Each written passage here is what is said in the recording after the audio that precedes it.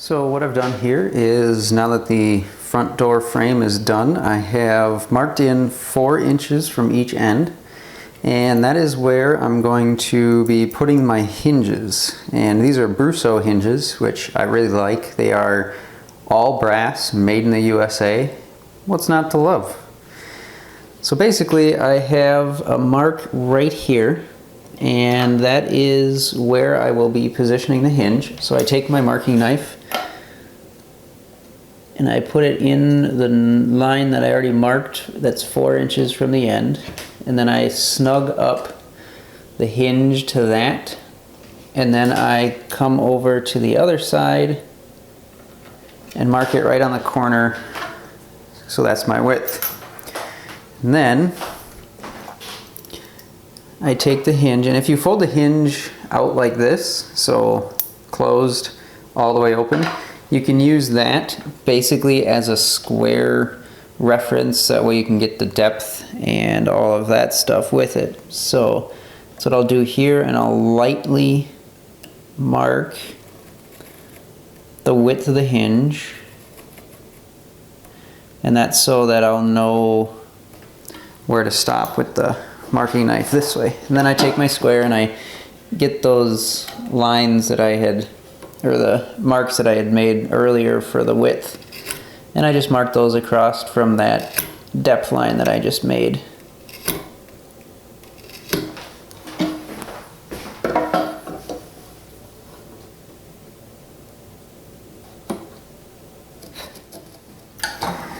And then if you have more than one marking gauge, you can set one marking gauge up to this depth, but I've only got the one at the moment, so I'm just going to use this to use the hinge to mark slightly heavier. And the reason why you might want to use a marking gauge if you have another one is that technically right now I'm cutting with the bevel not in the waist, the bevel of my marking knife, that is. Not always ideal, but I mean, you do what you got to do, I guess. So now I have my marking gauge is set to the thickness of my hinge, so that I will use to mark off the front here, so that way that'll be my depth.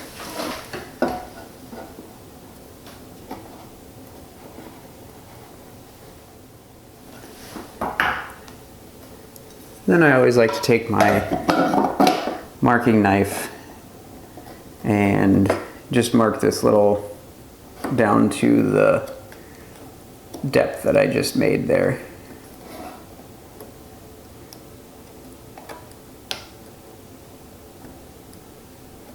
Alright, so there is my cutout for the hinge. So now what I need to do is chop that out with a chisel.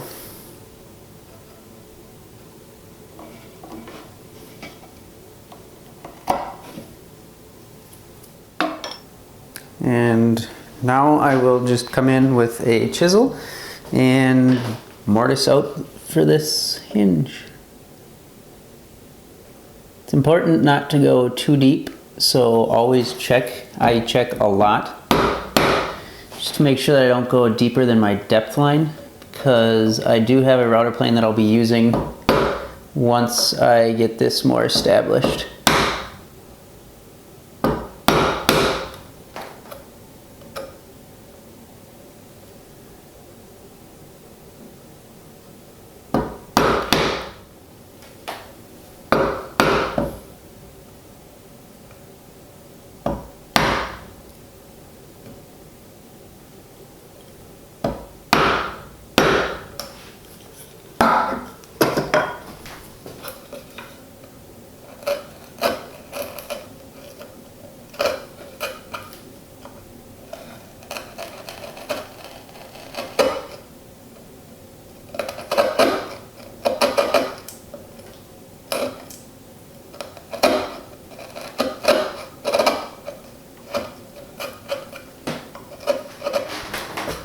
So now that I'm almost down to depth, I have my, I guess I'm a little bit further from depth than I thought, but I have my router plane set up to get me down to the exact depth of the hinge.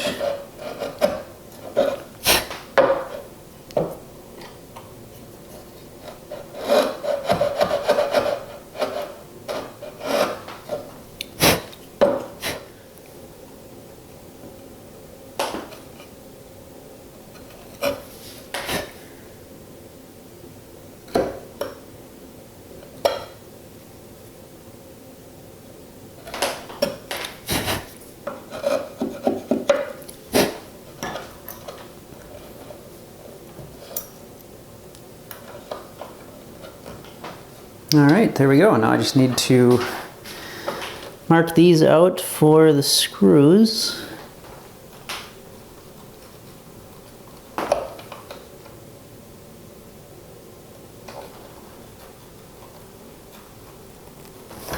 And then using my egg beater drill, I'll just continue the pilot hole down just a little bit.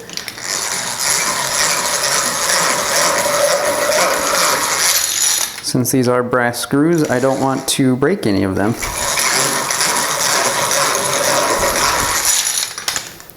Because you're pretty lucky if you break a brass screw and you don't end up having to tear the crap out of your workpiece to get it out.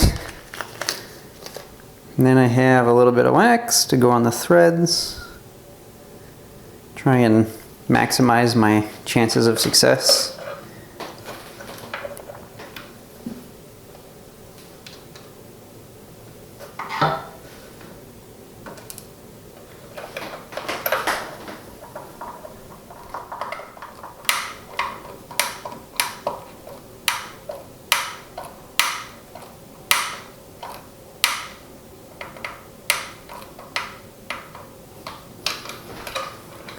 There we go. Hinge is now installed. Alright, now that I got both of them installed on the dovetailed portions over there, I just have to do the same thing for the frame. So that's what I'll do now.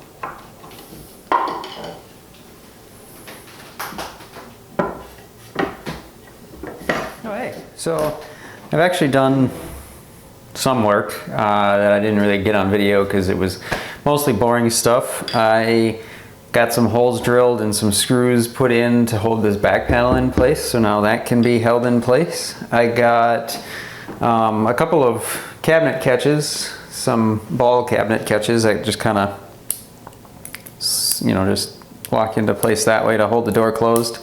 I have those mounted, well, obviously not yet. Well, drilled for but not mounted yet because I'm taking everything apart because I'm about to do the last touch, which is some hanging hardware. Otherwise, I have the doors pretty much done. I just had I drilled a hole to put the cabinet knob on. I have a nice little 3/4 inch brass cabinet pull. That's on the door. And then I have the two cabinet catches that I have. I put those in. I mean, that was all pretty simple. It was literally just drill a hole, run a screw through it, done. So I didn't take any video of that. Same thing with the back panel. All I did was drill 12 holes and then put some screws in. So no video of that either because it's all pretty simple, pretty straightforward. But next up is I have these two hanging keyhole brackets. And I'll be using these on the two outside rails, and what they'll be for is to give the option if they want it to be freestanding, so like this on a desk or something, or if they want to hang it on the wall, that'll give the option for that. So pretty much the same thing as with the hinges. I'm just going to take those, mortise them into this so that they sit flush, and then that should be that. So that's what I'm gonna be doing now, and then after that, the only thing that I have left is to take everything apart, glue it together, and then sand and finish. Well, maybe one more surprise for the back panel here, but that's for later. So for the hanging hardware, I have a marking gauge that I set to be about 1/16 of an inch from the edge.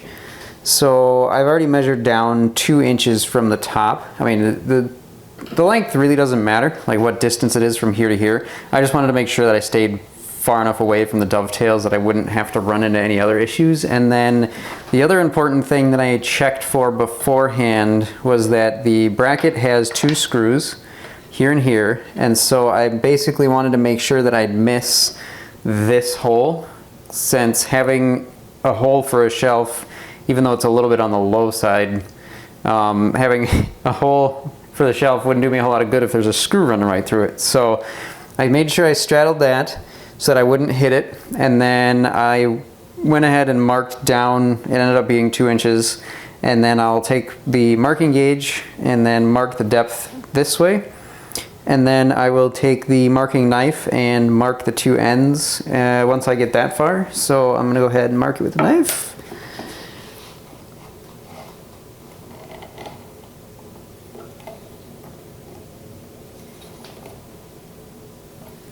All right. I'm going to put a mark on here.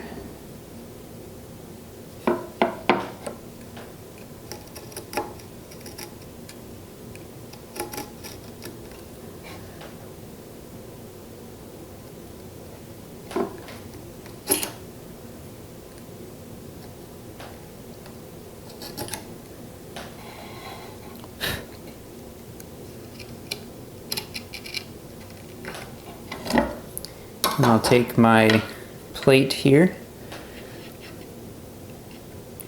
put that so that it's right up on my marking knife, and then I will mark the other side. And then I'll just go ahead and let's grab that in a little bit deeper with my marking knife. There we go. And then, like I said, not a whole lot different from mortising for a hinge. So I'm going to take my marking gauge and set it for just below so I can sneak up on the fit. So it's set for the thickness of the plate. I'll just run that here.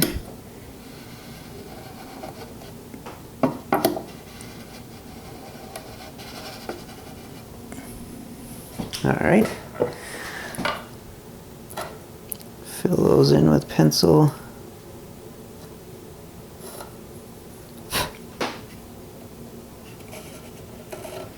And then I just go in with my chisel and mortise those out.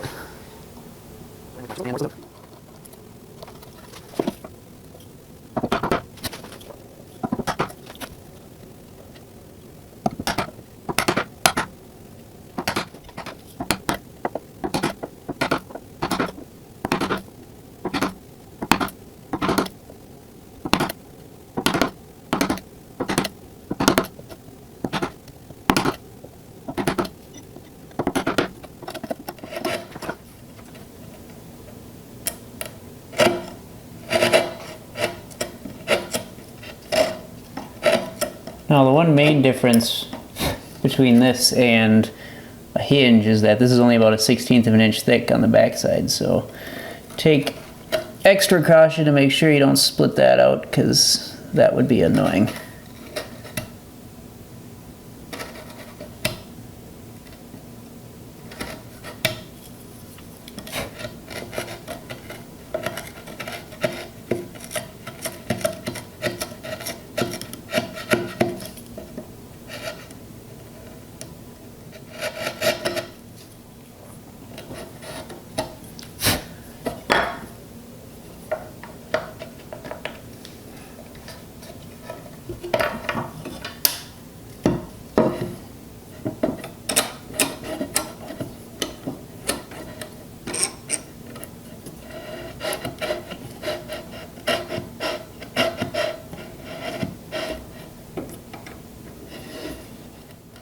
Alright, so now we got a nice flush fit with that.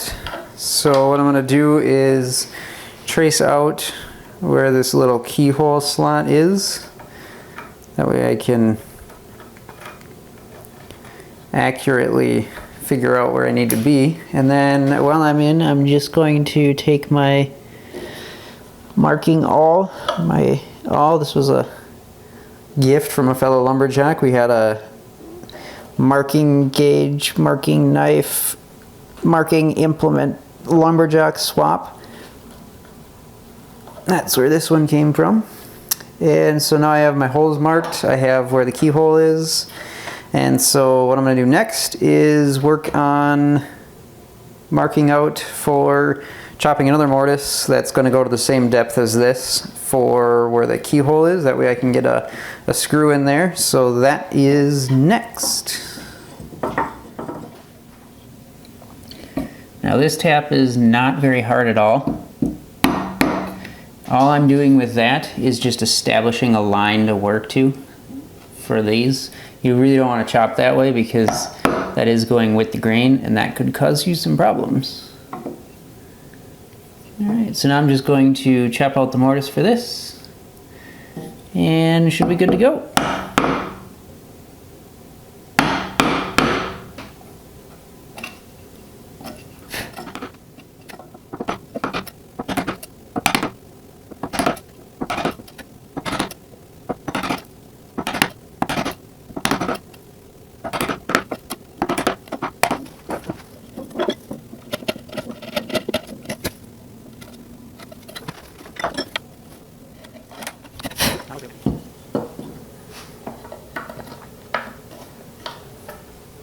Alright, now I'm just going to drill for some screws.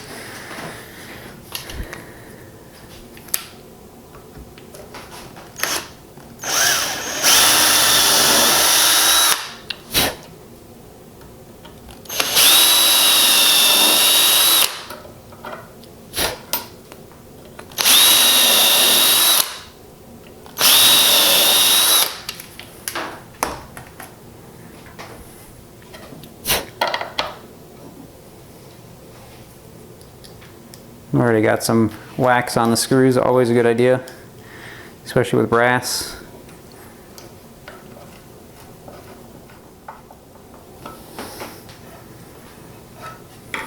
There we go.